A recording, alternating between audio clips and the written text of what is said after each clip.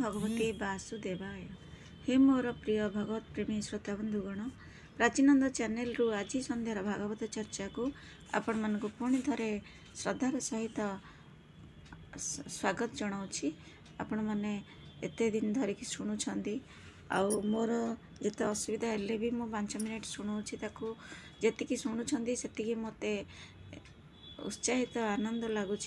भगवान को प्रणाम जनाए, आपण मानक प्रणाम जनाए आरंभ करवा। आसतु आज संध्यार भागवत कौन अच्छा आम पूर्व भाग में राजा भरतंकर वंश विषय वर्णना करुले। एबे पुणी आम 16 अध्याय अच्छा 16 अध्याय आरंभ करवा। एथिरे कौन आसुँच आम ये देखा। राजा परीक्षित कौन पचारुंट क्या गो सुक मुनि को ये टिके श्लोक को जीवा। उक्तस्त्वया भूमंडलाया मविशेषो जावदैत्यस्तपति जत्र चासौ ज्योतिषां गणेश चंद्रमा वा सह दृश्यते तत्रापि प्रियवत रथचरण परिखाते सप्तभि सप्त सिंधव उपकुप्ता जत एतस्या सप्तदीप विशेष विकलस्वस्त्वया भगवन् खजुसूचित एतदेवाखिल महं मानतो लक्षणतश्च सर्व विजिज्ञासामि। अर्थात राजा परीक्षित ये कहते मुनिवर जे पर्यंत सूर्य प्रकाश पड़ुअछि आउ तारागण सह तारानाथ चंद्रदेव देखा जाउछंदी से पर्यंत भूमंडलर विस्तार होइछि बोली आपण कहिछंदी। पुणी कहिछंदी जे महाराज प्रियव्रतंग रथर गति केतेबेले ता चक द्वारा 7 समुद्र हो जाइछि आउ ता द्वारा समुदाय भूमंडल 7 द्वीपर विभक्त होइछि। भगवान एबे से सबुर परिमाण और लक्षण सह पूरा विवरण मु जानिबा को चाहूँगी।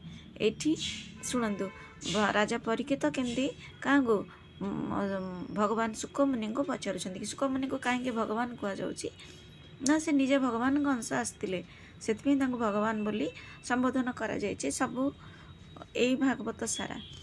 कारण जो मन भगवान गुणमय स्थूल विग्रह लगी जापे से ही मन वासुदेव सज्ञ स्वयं प्रकाश निर्गुण ब्रह्मरूप सूक्ष्म स्वरूप लगी जापर संभव। तेणु हे गुरुदेव यही विषय विशद भाव में वर्णना करने को कृपा करंतु। श्री सुखदेव कहले, महाराज भगवान माया तथा गुणर एत विस्तृति जे जदि कई पुरुष देवता समान आयु प्राप्त हो जाए तथापि मन बा वाणी रे तार अंत पाइपर नहीं। तेणु नाम रूप परिमाण और लक्षण संबंधी मुख्य कथा को नहीं भूमंडलर विशेषता विषय वर्णना करुछि। आंबे रहुथिबा जम्बूद्वीप भूमंडल रूप कमलर आभ्यंतरण कोश अटे। से समुदाय कोश हेउछि 7 द्वीप।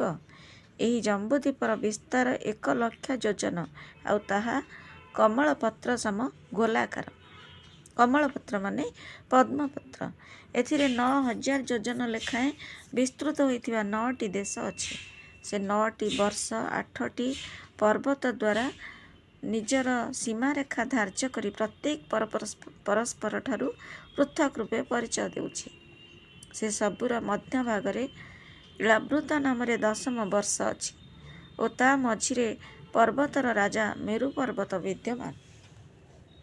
ता ठीक भूमंडल रूप कमलर कर्णिका सदृश अटे।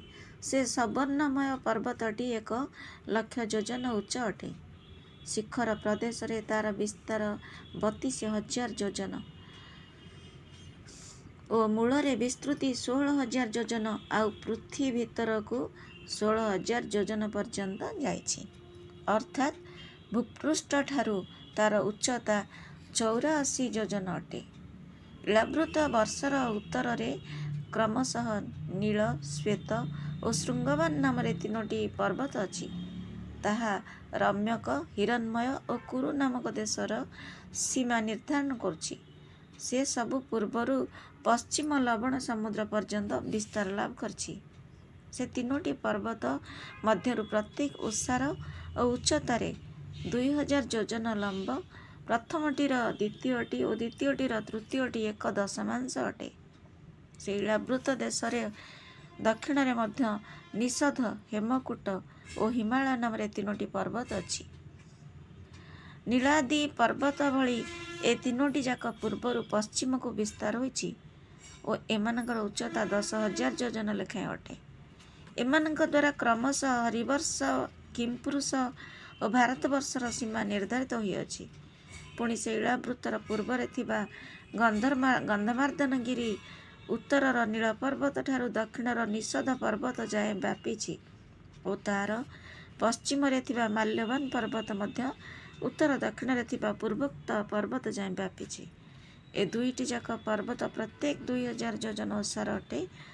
ଆଉ ଏ ପର୍ବତ 2ଟି ଭଦ୍ରାଶ୍ୱ ଓ କେତୁମାଳ ଦେଶର ସୀମା ନିର୍ଦ୍ଧାରଣ କରୁଛି। ମନ୍ଦର, ମେରୁ ମନ୍ଦର, ସୁପାର୍ଶ୍ୱ ଓ କୁମୁଦ ପର୍ବତ 4ଟିର ଉଚ୍ଚତା ତଥା ଓସାର 10,000 ଯୋଜନ ଲେଖାଏଁ ଅଟେ। ପୁଣି ସେହି ମେରୁ ପର୍ବତ ସମ ଅଟେ। ଏହି 4 ପର୍ବତ ଉପରେ ଧ୍ୱଜା ଭଳି କ୍ରମାନ୍ୱୟରେ ଆମ୍ବ, ଜାମ, କଦମ୍ବ ଓ ବଟବୃକ୍ଷ ଗୋଟିଏ ଅଛି। ଏହି ପ୍ରତ୍ୟେକ ବୃକ୍ଷ ଉଚ୍ଚ ବିସ୍ତୃତିରେ ସମାନ ଓ 7 ଯୋଜନ ମୋଟା ଅଟେ।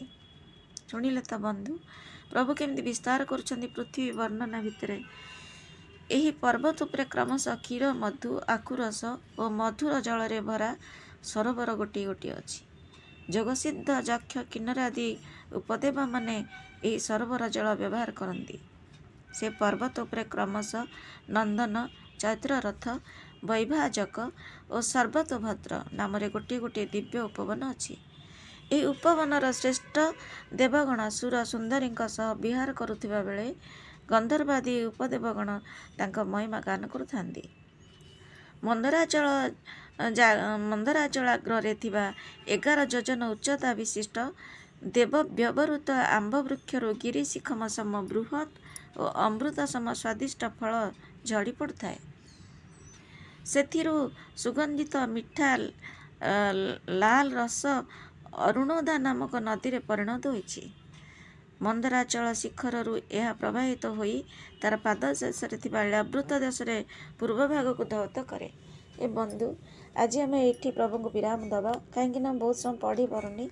ଆଜି ଆପଣମାନଙ୍କଠୁ ବିଦାୟ ନେବାକୁ ଇଚ୍ଛା ନାହିଁ, କିନ୍ତୁ ବହୁତ କଷ୍ଟରେ ଏତିକି ପଢ଼ୁଛି। ଆପଣମାନଙ୍କର ଦୟା ହେଲେ କେବେ ଭଲ